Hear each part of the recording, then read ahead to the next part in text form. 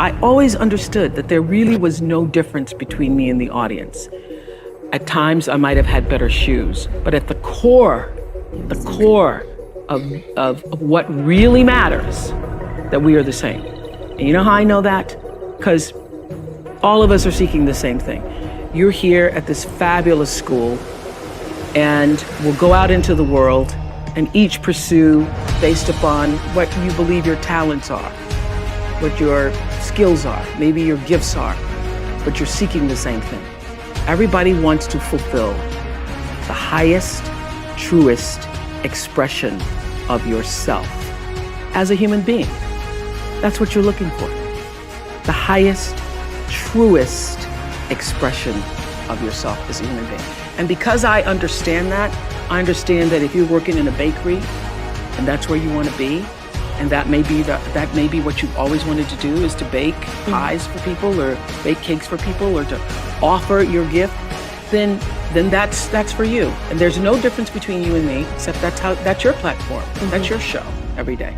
So my understanding of that has allowed me to reach everyone. And there's no way that you wouldn't, because that's what I truly feel. The way through the challenge is to get still and ask yourself, what is the next right move? Not think about, oh, I got all of this to do. What is the next right move? And then from that space, make the next right move and the next right move. And not to be overwhelmed by it, because you know your life is bigger than that one moment. You know you're not defined by what somebody says is a failure for you, because failure is just there to point you in a different direction. If I leave you with nothing else, just know this for sure. There is not one thing that has ever happened to you, not one experience, not one encounter, not one crisis, not one joyful thing that hasn't happened just to make you better and help you rise. Every single thing you're calling in, whether you know it or not, when you figure out that you are calling it in, when you actually start meditating or praying or doing or having a spiritual practice, which is the number one thing you need if you want to be successful in the world. You need something that gives back and nourishes you, regardless of what you call that. You need to fill your cup so that you can be so full your cup runneth over and you have enough to give to other people. If you don't fill your cup, you end up dried up. You end up tired, exhausted, and don't have enough to give to other people. You end up resentful every time somebody asks you, because your cup is empty and now they want some of yours. So your number one job is to fill your cup and make yourself whole. So for me, the foundational base of empowerment, of entrepreneurship, of any kind of engagement, the foundational base of my success, of my well-being, my wholeness, my everything is knowing who I am and where I come from. In my living room right now is a painting that I've owned now for 30 years. You can Google it. It's called To the Highest Bidder. And it's at the center of my house. And it's at the center of my house because it actually is symbolic of the foundation of not the house, but the foundation for my life. The painting is by Harry Roseland, who was a genre painter in the early 20th, late 19th century. And the painting's over 6 feet tall, and it shows a slave woman on the auction block holding her daughter's hand. And I cannot come in the door, my front door, or I cannot leave without passing that painting. I am reminded of where I come from every day of my life, and I am reminded because I never want to forget it. And in my library, I have a framed list of enslaved African-American people, remember I showed you, who were held in bondage on various plantations, listed in the ledgers alongside the cows and the horses and the buggies and the other property. And I pass this list every day. And often I stop in front of it and just speak their names out loud and their ages.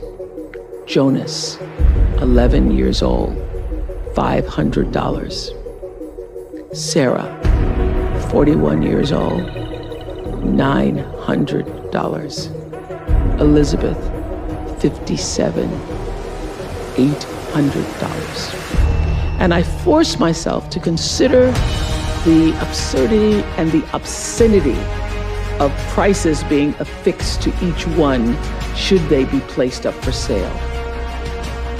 And I sometimes just pause before them with a prayer, particularly before I have to make a big decision about one of my companies or whether I move forward or whether I stay still.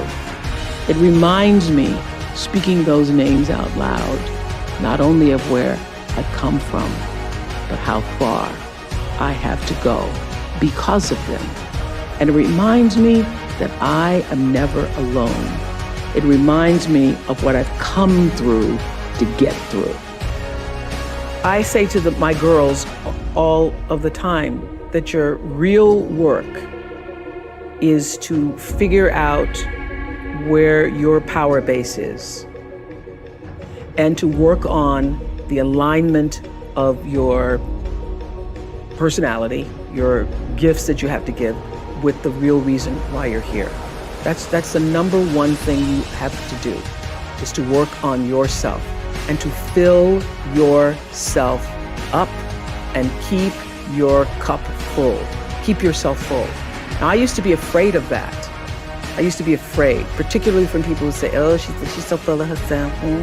She's so full of herself. And now I embrace it. I consider it a compliment that I am full of myself. Because you only when you're full, I'm full, I'm overflowing, my cup runneth over. I have so much to offer and so much to give.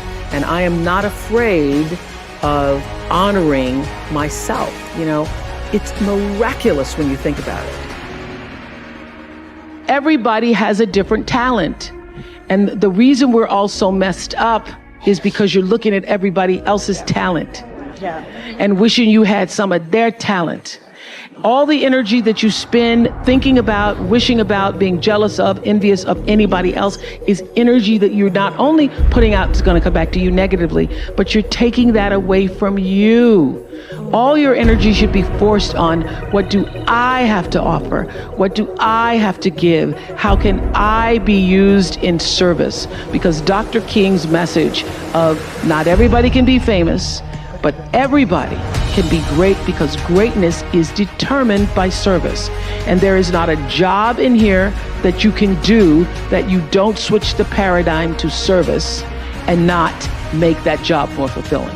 I don't care what the job is. If you say, I'm a singer, I'm a dancer, I'm an artist, I'm a teacher, I'm a nurse, I'm a doctor, I'm a janitor, I'm a clerk, if you say, if I look at this from, how do I use this in service to something bigger than myself? It no longer becomes a job. It becomes an offering to the world. The first law is the third law of motion in physics, which says for every action, there's an equal and opposite reaction. And we showed that very beautifully in The Color Purple when Miss Seeley says to Mr., everything you even try to do to me is already done to you. That is not just a rhetorical saying, that is law. That is Newton's third law of motion in physics, which says everything that goes out is coming back. It's just like everything that goes up is coming down, may take a long time to come down, is coming down. Everything that goes out is coming back, it's coming back. So, to answer the power of manifestation and meditation, what meditation does is sync you up with the source. What meditation does is allows you to literally tap into the power that created you, so that you are in alignment with that. And so when you carry that out into the world, everything that you do comes from the center of that alignment that's coming from the source that we call God, we call divine energy, divine intelligence, whatever name you want to give it to, we call life. When you are synced up with life, life just gives to you.